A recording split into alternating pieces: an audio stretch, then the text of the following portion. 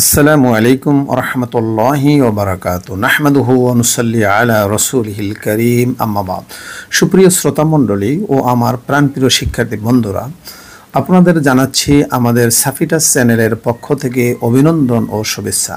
আশা করি আপনারা ভালো আছেন এবং আপনাদের মঙ্গল ও দীর্ঘায়ু কামনা করে শুরু করতে যাচ্ছি। বন্ধুরা, আজকে আমরা তোমাদের জন্য পবিত্র কোরআনুল কারীমের সূরা নিসার 1 থেকে 3 নম্বর আয়াত পর্যন্ত দর্শ নিয়ে আসছি। ক্লাস তোমাদের টিউটোরিয়াল ক্লাসের মতো। যারা তোমরা কেতাবপত্র সাথে নেই, অফিস আদালতে হাটে ঘাটে মাঠে, তখন তোমাদের মোবাইল দিয়ে ভিডিওটা শুনলে একটা পড়া হয়ে যাবে। কোনো কাজে ব্যস্ত কিন্তু মোবাইলের ভিডিওটা শুনতে থাকলে এটা তোমাদের পড়া হয়ে যাবে। কেন্দ্রীয় পরীক্ষার জন্য অত্যন্ত গুরুত্বপূর্ণ টিকা টিপ্পনী, ছোট প্রশ্ন এবং বিশেষ করে তাহকিক সহ বর্ণনা করা হয়েছে। আগে বন্ধুরা অনুবাদ লিখতে হয়, সেই অনুবাদটি আমরা আলোচনা করতে যাচ্ছি। এটা সূরাতুন নিসার 1 থেকে 3 নম্বর আয়াত। বিসমিল্লাহির রহমানির রহিম। ইয়া আইয়ুহান নাসু তাকু রাব্বাকুমুল্লাযী খলাকাকুম মিন নাফসিন ওয়াহিদা ওয়া খলাকা মিনহা যাওজাহা ওয়া বাথা মিনহুমা রিজালান কাসীরান ওয়া নিসাআ ওয়াত্তাকুল্লাহাল্লাযী তাসাআলুনা বিহি ওয়াল আরহাম ইন্নাল্লাহা কানা আলাইকুম রাকীবা। বন্ধুরা, শাব্দিক অর্থ। ইয়া আইয়ুহান নাস, হে মানুষেরা, ইত্তাকু, ভয় করো, রব্বাকুম, তোমাদের প্রভুকে, আল্লাযী খলাকাকুম মিন নাফসিন ওয়াহিদা, যিনি একটি প্রাণ থেকে, একটি আত্মা আদম থেকে তোমাদেরকে সৃষ্টি করেছেন। ওয়া খলাকা মিনহা, এবং আদম থেকে তিনি সৃষ্টি করেছেন যাওজাহা, তার স্ত্রীকে, হাওয়া আলাইহিস সালামকে। ওয়া বাসসা মিনহুমা, এবং উভয়ের মাধ্যমে ছড়িয়ে দিয়েছেন, বাসসা মানে ছড়িয়ে দিয়েছেন, মিনহুমা উভয়ের থেকে, রিজালান কাসীরা ওয়া নিসাআ, অসংখ্য নারী আর পুরুষ। রিজালান মানে পুরুষ, কাসীরান মানে অনেক, নিসাআ এবং নারী। অনেক নারী পুরুষ পৃথিবীতে ছড়িয়ে দিয়েছেন বাবা আদম আর হাওয়া, এই দুইজনের মাধ্যমে। তাহলে আমাদের প্রথম আদি পিতা আদম আর মা হলো হাওয়া, এই দুজনের মাধ্যমে পৃথিবীতে মানুষ এসেছে। ওয়াত্তাকুল্লাহ, আল্লাহকে ভয় করো, আল্লাযী তাসাআলুনা বিহি, যার কাছে তোমরা পরস্পর বিভিন্ন বিষয় আবেদন বা প্রশ্ন করে থাকো, সে আল্লাহকে ভয় করো। ওয়াল আরহাম, এবং আত্মীয়তা, রেহেমের সম্পর্ক, আত্মীয়তার সম্পর্ক ব্যাপারে সতর্ক থাকো, অর্থাৎ আত্মীয়তার সম্পর্ক ছিন্ন করো না। আরহাম, ইন্নাল্লাহা কানা আলাইকুম রাকীবা, নিশ্চয়ই আল্লাহ তাআলা তোমাদের উপরে রকিবা, রক্ষণাবেক্ষণকারী, তিনি খবর রাখেন। ওয়াআতুল ইয়াতামা, আয়াত নং 2। ওয়াআতুল ইয়াতামা, এতিমদেরকে দিয়ে দাও, আমওয়ালাহুম, তাদের সম্পদ সমূহ, ওয়ালা তাতাবাদ্দালুল খাবিসা, এবং তোমরা কখনো বিত্তয়্যিব, ওয়ালা তাতাবাদ্দালু, পরিবর্তন করে দিও না, আল খাবিসা, খারাপটাকে, বিত্তয়্যিব, ভালোর সাথে। অর্থাৎ এতিমের কোনো সম্পদ যদি আমরা দেখাশোনা করি, সেখানে এতিমের ভালো সম্পদকে আমার খারাপটার সাথে মিশ্রণ করে তাহলে খারাপটা দিয়ে দিলাম, ভালোটা আমি নিয়ে নিলাম, এরকম যেন পরিবর্তন না হয় সে ব্যাপারে আল্লাহ সতর্ক করেছেন।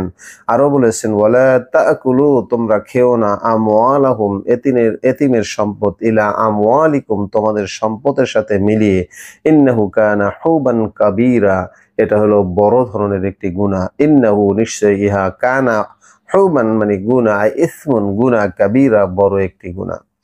3 নম্বর আয়াতে বলা হয়েছে, ওয়াইন খিফতুম, যদি তোমরা ভয় করো, আল্লাহ তুকসিতু, তোমরা ইনসাফ করতে পারবে না, ফিন ইয়াতামা, এতিমের ব্যাপারে।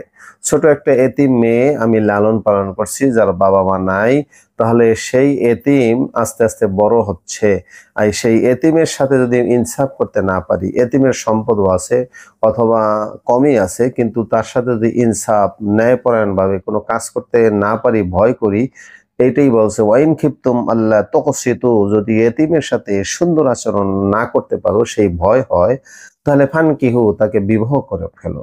বিবাহ করলে তাহলে সেখানে হয়তো ওই অপরাধটা কম হবে। তারপর বলছে, মা তবা লাকুম, তোমাদের মনে যদি ভালো লাগে এবং তোমরা পছন্দ করো, মিনান নিসা, আরো, অথবা নারীদের মধ্য থেকে তোমরা বিয়ে করতে পারো তোমাদের পছন্দ মতো, হয় এতিমকে বিয়ে করো, অথবা তোমরা এতিম বাদ দিয়ে তোমাদের পছন্দ মতো নারীদেরকে তোমরা বিয়ে করে নাও। সেখানে মাসনা, 2টি বিয়ে করতে পারবে, ও সুলাসা, 3টি বিয়ে করতে পারবে, ও রুবা, ইচ্ছা করলে 4টি বিবাহ করতে পারবে। কিন্তু ফাইন খিফতুম, যদি তোমরা ভয় করো যে আল্লাহ তা'দিলু, ফাইন খিফতুম, যদি তোমরা ভয় করো যে আল্লাহ তা'দিলু, ইনসাফ করতে পারবে না, দুইটা বিবাহ করলে, তিনটি বিয়ে করলে, চারটি বিয়ে করলে স্ত্রীদের মধ্যে সমান দৃষ্টিতে বা ইনসাফ ভিত্তিক তাদের সাথে তুমি সমান আচরণ করতে পারবে না, এই বয়স যদি হয়, তাহলে তোমরা ফাওয়াহিদা, একটি বিয়ে করো। তাহলে এই আয়াতের দ্বারা বোঝা গেল যে সুযোগ আছে 2, 3 বা 3টি 4টি বিয়ে করা, কিন্তু ইনসাফ করতে না পারলে সেখানে একটি বিয়ে করার কথাই বলা হয়েছে। আও মা মালাকাত আইমানুকুম, অথবা তোমাদের অধিকারভুক্ত যে কোনো দাসীকে তোমরা বিবাহ করতে পারো। যালিকা আদনা, এটাই হবে উপযুক্ত সমাধান। আল্লাহ তাআউলু, যদি তাদের সাথে ইনসাফ করার, ন্যায় বিচার করার, এটাই উত্তম পন্থা যে একটি বিয়ে করলে দুইজনের সাথে ভালো মন্দ উল্টাপাল্টা কোনো কাজ যাতে না হয়। বন্ধুরা, এবার আমরা টিকা বা ছোট প্রশ্ন, যেটা আমাদের লিখতে হবে, অনুবাদ লিখতে হবে, এরপরে আমাদের টিকা লিখতে হবে, তারপরে তাহকিক লিখতে হবে। প্রথম এই আয়াত, যেটা সূরা নিসার 1 থেকে 3 নম্বর আয়াত, এই আয়াতের এখন শানে নজুল চাওয়া হয়েছে। ছোট প্রশ্ন, বাইয়িন সাবাবা নুজুলি হাযিহিল আয়াতিল কারিমা, এই আয়াত নাজিলের কারণ বা প্রেক্ষাপট বর্ণনা করো। এখানে আমরা 1 আর 2 নম্বর আয়াতের শানে নজুলটা দিলে সেটাই যথেষ্ট। তাফসিরে ইবনে কাসিরে বর্ণিত আছে, ইসলাম পূর্ব যুগ জনগণ এতিমের সম্পদ পুরোপুরি রক্ষণাবেক্ষণ করত না। তাদের সম্পদের ব্যাপারে ছিল অমনোযোগী, ভালোর সাথে খারাপ, খারাপের সাথে ভালো, এইভাবে তাদের সম্পদগুলো উলটপালট করত।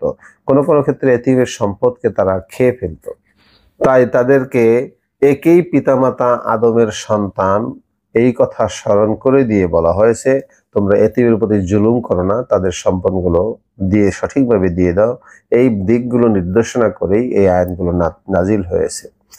আর 2 নম্বর যে আয়াতটা, ওয়াতুল ইয়াতামা আমওয়ালাহুম, এতিমদেরকে তার সম্পদ দিয়ে দাও, এই আয়াতের একটি শানুল আছে, যেখানে গাতফান গোত্রের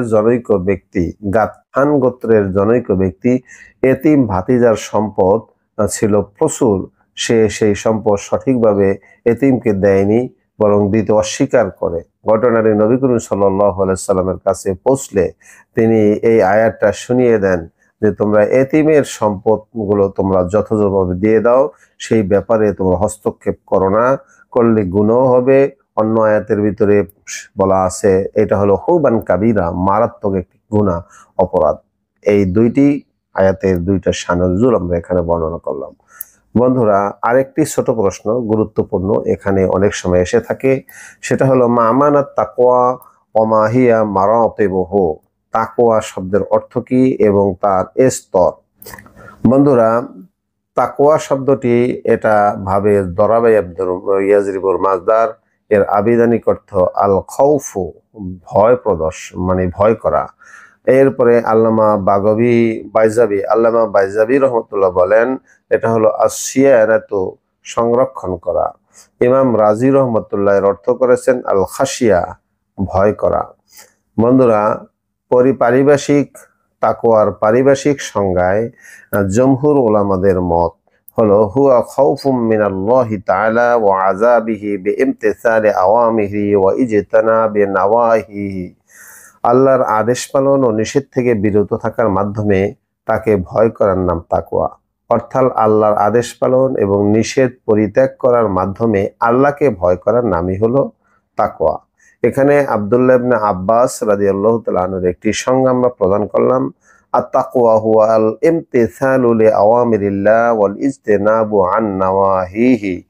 উনি বলেছেন যে আল্লাহর হুকুমগুলো পালন করা এবং তার নিষিদ্ধ কাজগুলো বর্জন করার নামেই তাকওয়া।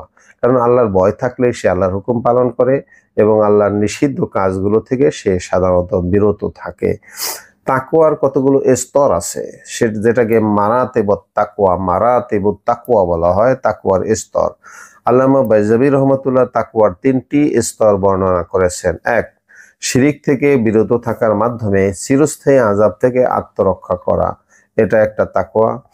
2, এমন সকল কর্মকাণ্ড থেকে বিরত থাকা যা গুনাহের দিকে ধাবিত করে, সেই কাজগুলো থেকে বিরত থাকার নামও তাকওয়া, মানে এটা স্তর। 3, যে সকল বস্তু মানুষকে সত্য ও আল্লাহর স্মরণ থেকে গাফেল রাখে সে সকল বস্তু পরিত্যাগ করার নামও তাকওয়া। সুতরাং এই তাকওয়ার স্তরগুলো নিয়ে আমাদের একটু ভাবতে হবে। বন্ধুরা, এবার তাহকিক অবশ্যই দিতে হয়। যারা আলিম পরীক্ষার্থী এবং বিভিন্ন কওমি মাদ্রাসার জামাতে যেখানে এই সূরাগুলো এসে থাকে সেখানে তাহকিকও কিন্তু আসে। প্রথমে আমরা ইত্তাকু একটা তাহকিক, সিগা জামা মুযাক্কারে হাদের, বাহস আমরে হাজের মারুফ, বাবে ইফআল, মাজদার আল-ইত্তিকাউ, মাদ্দা ওয়াও কাফ ইয়া, জেনসে লাফিফে মাফরুক, অর্থ তোমরা ভয় করো।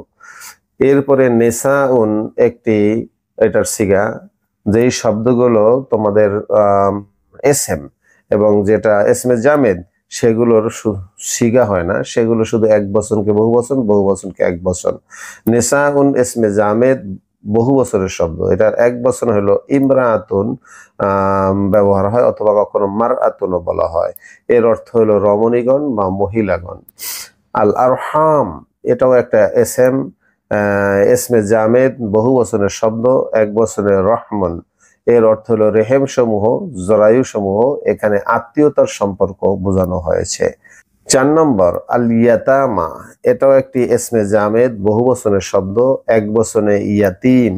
এর অর্থ হলো অনাথ, পিতৃহীন, এ ধরনের মানুষকেই বলা হয় এতিম। বন্ধুরা, তাহলে তোমাদের জন্য আমি কোরআনুল কারীমের এই দর্স পেশ করলাম। আমাদের এই চ্যানেলে তোমরা কোরআন, হাদিস, মুনাসাখা সহ আরবি দ্বিতীয় পত্র, অনুবাদ সহ দরখাস্ত রচনা অনেক বিষয়গুলোই পাবে। চ্যানেলের সাথে থাকলে উপকৃত হবে।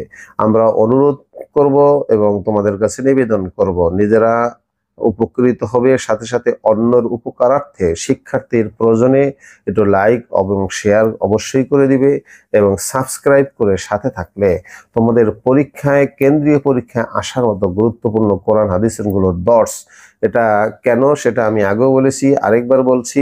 সেটা হলো যখন কেতাবপত্র হাতে থাকে না, বেড়াইতে গেলাম মাঠে ঘাটে, এখানে বিভিন্ন অফিস আদালতে, দূরে সফরে কেতাবপত্র নাই, তখন এই ভিডিওগুলো শুনলে এটাই ক্লাস। যারা ক্লাস করতে পারো না তাদের জন্য এটাই টিউটোরিয়াল ক্লাস। আশা করি আমার এই আলোচনা সার্থক হবে। ভালো থাকো, আল্লাহ হাফেজ। আমাদের সাপিটাস চ্যানেলের সাথে থাকার জন্য আপনাদের জানাচ্ছি শুভেচ্ছা ও অভিনন্দন। এটা দিনী শিক্ষা ও দিনের প্রচারণা মনে করে লাইক বা শেয়ার করে সওয়াবের অধিকারী হতে পারেন। বিশেষভাবে আমি অনুরোধ করে থাকি, মেয়েদের ছবি বা কুরুচি সম্পন্ন কোনো ভিডিও শেয়ার করে গুনাহগার হবেন না, কারণ এটা সাইবারের মাধ্যমে পৃথিবীর কোটি কোটি মানুষের কাছে পৌঁছে যায়।